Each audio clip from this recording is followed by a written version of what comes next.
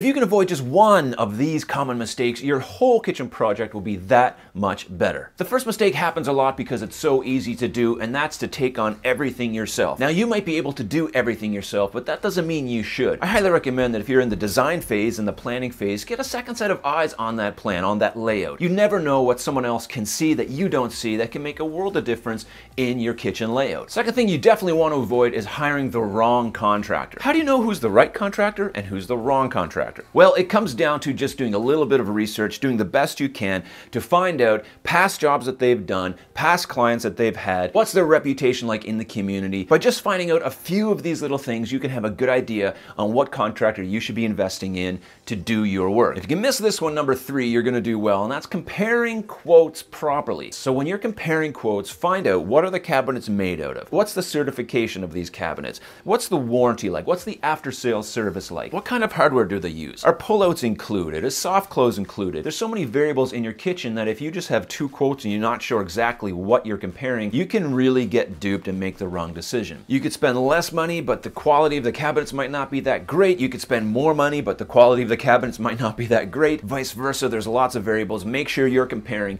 apples to apples every time, or as close as possible that you can. The number 4 thing is not to pay 100% up front. You should be paying a percentage up front as a deposit. You should have a contract for that job that tells you all the scope of work, when the balance is due on that project, what's expected, when it's going to be completed, and on and on and on. And then you should be paying the balance once those cabinets get delivered to your house, not necessarily installed and finished. And that's what the contract is for. Now, this depends on where you're going and who you're buying it from. There has to be very clear understanding and expectation of when the payments are going to be made, and that should be in written form so that both parties know and that there's no confusion. And since we're talking about money, number 5 is not to have a budget set, not to follow that budget. You don't want to go into financial ruins over a kitchen. Believe me, it's not worth it. Now, a lot of people don't know how much a kitchen costs. This is where the planning in the design phase, getting good quotes, understanding what you're paying for is really important so that you do have an idea of how much this is going to cost. Then you can appropriately set your budget around that. It's also a very good idea that you tell your designer, your installer, your contractor, whoever you're dealing with, the amount of money that you're talking about. Don't keep it a secret from them. That way they can give you a kitchen that fits that. It might come under that, and that's fine. At least they know that this is the parameters they can work with, instead of here's your kitchen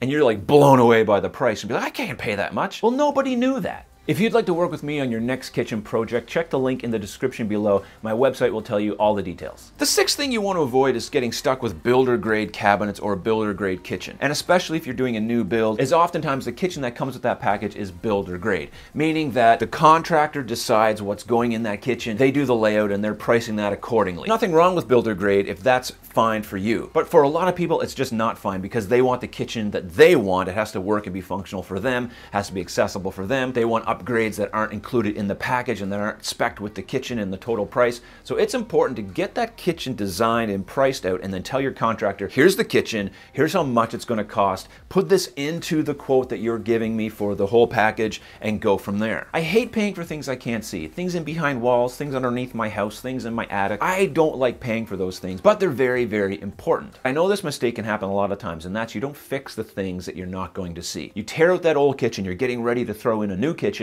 but the floor's a little bit spongy, there's some bad wiring, there's some mold in the corner, whatever. Get that stuff fixed. Don't let that go. Don't put a kitchen over that and cover it up and be like, it doesn't really matter. No one's ever going to see that. No, but there is going to be problems down the road that you're going to end up having to pay for. It's going to cost time and money. It's going to be a disturbance in your life later on when your kitchen falls through your floor because you didn't take care of that back here when you should have. You'll be much happier, have a greater peace of mind over the whole project if you do that. Now, I believe in eternity, but I don't believe that you should take an eternity to make up your mind on your kitchen design. Unending changes are a huge mistake, especially when you get into the installation phase and you realize, oh, maybe I want this changed. That's going to cost money, time, frustration for everybody involved. And the problem is that you didn't plan properly at the start. Maybe you didn't get a second set of eyes on that layout. Maybe you didn't get help. You're trying to do everything yourself. And now you get all these changes that you're trying to make on the fly. I'm telling you, it's not the way to go. You need to get a solid plan, something that you know that you are definitely going to love. Now, of course, there could be things that come up that need to be changed, and that's fine. But you definitely need to make up your mind and be confident in the choice that you're making with your kitchen layout. Number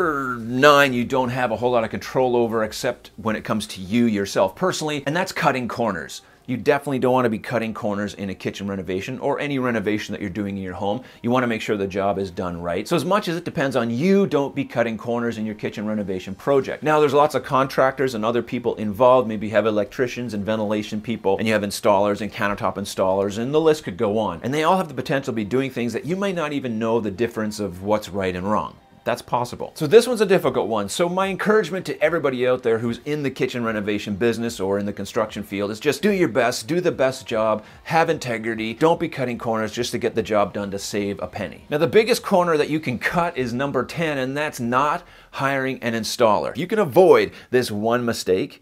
It'll make all the difference in your kitchen renovation experience. In a lot of places, installation is included, so this is good because you don't have to worry about it. But for you out there that are trying to do this yourself, and I know you're listening, I know you're watching, I know you're like, I know I can do this. At least get some help. At least get someone to help you with the installation who's done it before, who understands how to install kitchen cabinets. You definitely do not want to make the mistake of designing a kitchen that's not functional, and so this video is going to help you do that. My 5 tips on designing a very functional kitchen. Check it out.